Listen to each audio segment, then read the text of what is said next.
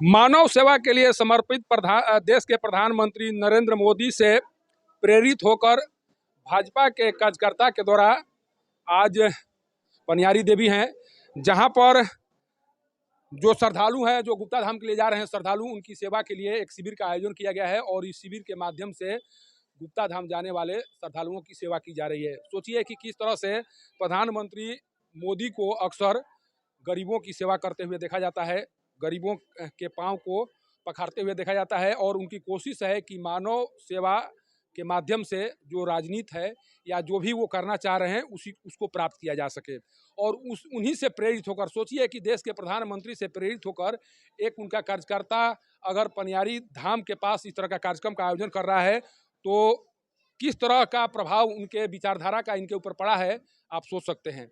और उसी विचारधारा के माध्यम से आज हजारों श्रद्धालुओं को प्रसाद जलपान की व्यवस्था इनके द्वारा की गई और इसके पीछे शुद्ध इनका एक सेवा भाव था और आज ये यहाँ पर दिखाई पड़ा।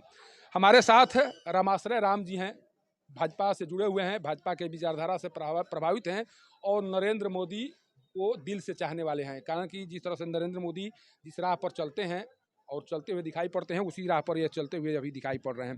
रामाश्रय जी, इस तरह के कार्य करने की प्रेरणा आपको कहाँ से मिली? देखिए, ये मेरा टोकन है और ये प्रेरणा हमको आपको कोरोना काल में मिला।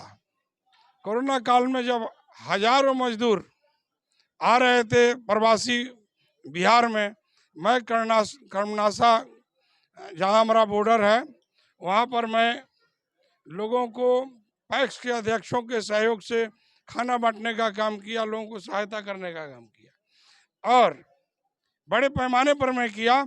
और हमने देखा कि मैंने शुरू किया तो बहुत से हमारे चाहने वाले, सेवा करने वाले लोग लग गए और ट्रक रोक करके, गाड़ी रोक करके लोगों को खाना खिलाने लगे। ये मेरा ये टोकन ये है कि अगर मैं शुरू किया, हमारा इसमें एक बहुत बड़ा उद्देश्य ये है कि यहाँ पैसे वालों की कमी नहीं है देश में, इस जगह पर भी पैसे वालों की कमी नहीं है और दानवीरों की भी कमी नहीं है, दोनों हैं।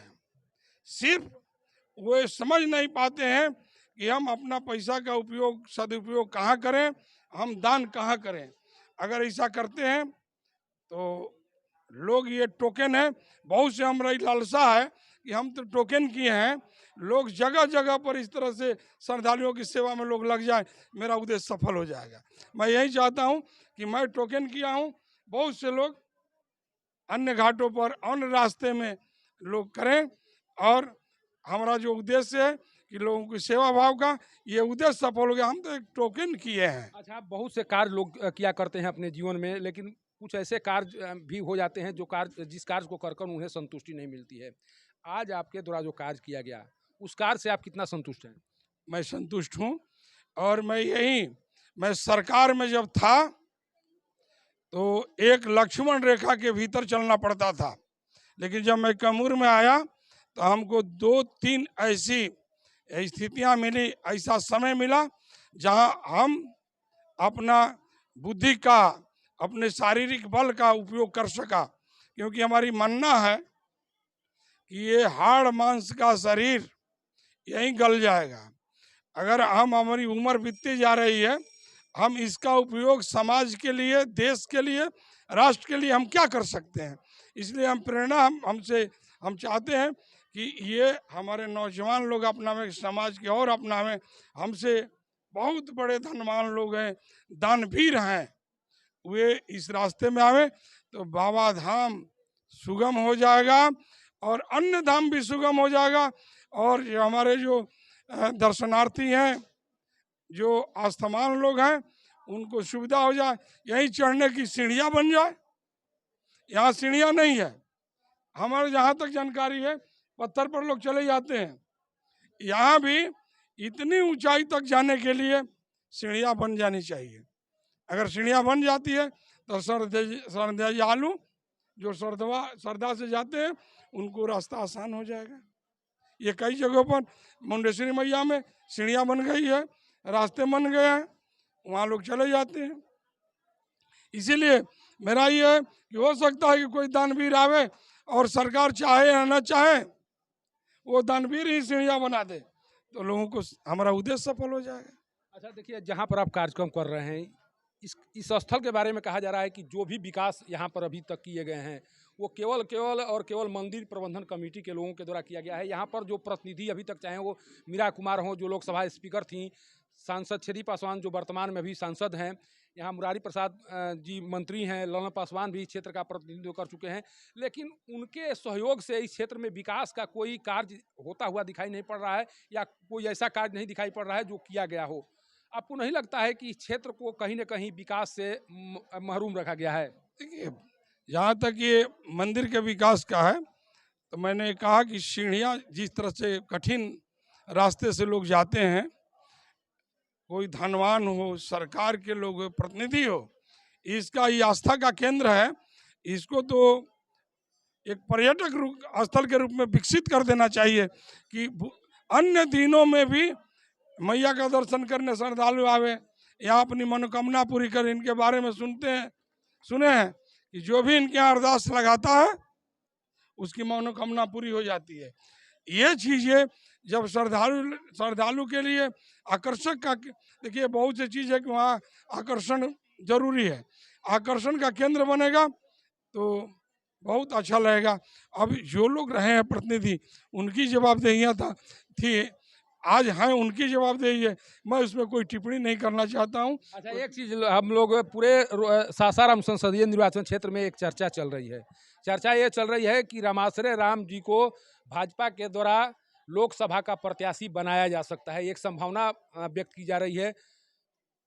ये संभावना जो व्यक्त की जा रही है उसको लेकर आप कैसे देख रहे हैं? क्या यह चर्चा आप तक भी पहुंच रही है? क्या पार्टी की ओर से कोई आश्वासन दिया गया है? ये जो चर्चा चल रही है इसका बेस क्या माना जाए? पार्टी की ओर से मुझे कोई आश्वासन नहीं दिया गया है, और न तो मैं पार्टी के लिए इसके लिए मैं पार्टी में कोई प्रयास किया हूँ। सुने हैं लोग आपस में चर्चा करते हैं, हमको भी अच्छा लगता है। पार्टी प्रपोज करेगी नहीं करेगी ये पार्टी की जिम्मेवारी है। अगर मान लीजिए पार्टी कहती है कि आप चुनाव लड़ें, जाइए सासाराम संसदीय निर्वाचन क्षेत्र से आप चुनाव लड़ें, आप यहाँ के जनता की सेवा करने के लिए तैयार हैं? देखिए, सबकी लालसा होती है, राम केकरा न भावे, राम केकरा न भावे, ये सब जानते हैं। अगर पार्टी ऐसा करती है तो बड़े पैमाने पर हमको सेवा का मौका मिल सकता है, और मौका मिलेगा।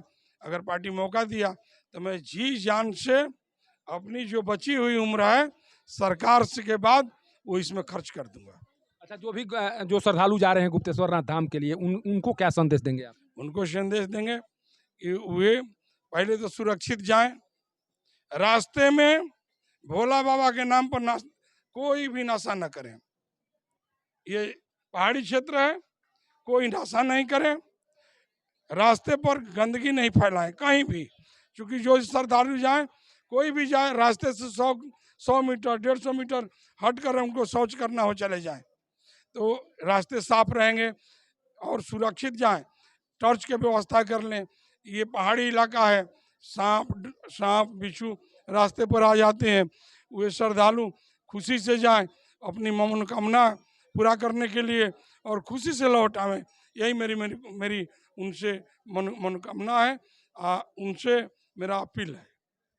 ये रामाश्रय राम जी हैं। देखिए, इनके द्वारा आज शिविर लगाया गया था, और सबसे बड़ी बात है कि इस स्थान पर पानी का महत्व क्या है ये दिखाने की कोशिश कर रहा हूँ। यहाँ पर अभी नींबू पानी पिलाने की कोशिश की जा रही थी, व्यवस्था की गई है, और पानी की समस्या से यहाँ के लोग इतने परेशान हैं कि जैसे ही नींबू पानी पिलाने का कार्य शुरू हुआ उसके बाद आसपास के जितने भी लोग हैं वो यहाँ पहुँचे और अपनी प्यास इस पानी से बुझा सके। सोचिए कि यही एक यहाँ पर एक चुआड़ कहते हैं, जिसे जो देसी अंदाज है उसे चुआड़ कहते हैं, उसी से अभी तक के यहाँ के लोग, यहाँ आने वाले श्रद्धालु अपनी प्यास बुझाया करते थे। और पानी की अहमियत उन लोगों के लिए क्या है आज इस शिविर के माध्यम से पता चल गया। अगर यहाँ पर पानी की व्यवस्था पहले से की गई होती या यहाँ पर जो समस्याएं हैं उसको दूर करने की कोशिश की गई होती तो इस धाम की स्थिति कुछ और होती। लेकिन रामाश्रय राम जी के द्वारा ये कदम उठा लिया गया है और एक पवित्र धाम को सेवा करने के लिए चुना गया है। अगर जो चर्चा हो रही है उस चर्चा के तहत भाजपा इन्हें सेवा करने का अवसर प्रदान करती है तो इतना तय मानिए कि जिस शुभ मुहूर्त में इन्होंने अपने सेवा की शुरुआत की है उस शुभ मुहूर्त का असर 2024 के चुनाव में जरूर दिखाई पड़ेगा। और जब भाजपा इन्हें मैदान में उतारेगी तब उन्हें लगेगा कि मैं एक ऐसे योद्धा के साथ सासाराम संसदीय निर्वाचन क्षेत्र में प्रत्याशी को लेकर पहुंचा हूं जिस योद्धा के बदौलत मैं इस चुनाव को अवश्य फतह कर लूँगा। पनियारी घाट से पब्लिक न्यूज़ के लिए सत्येंद्र चौबे की रिपोर्ट।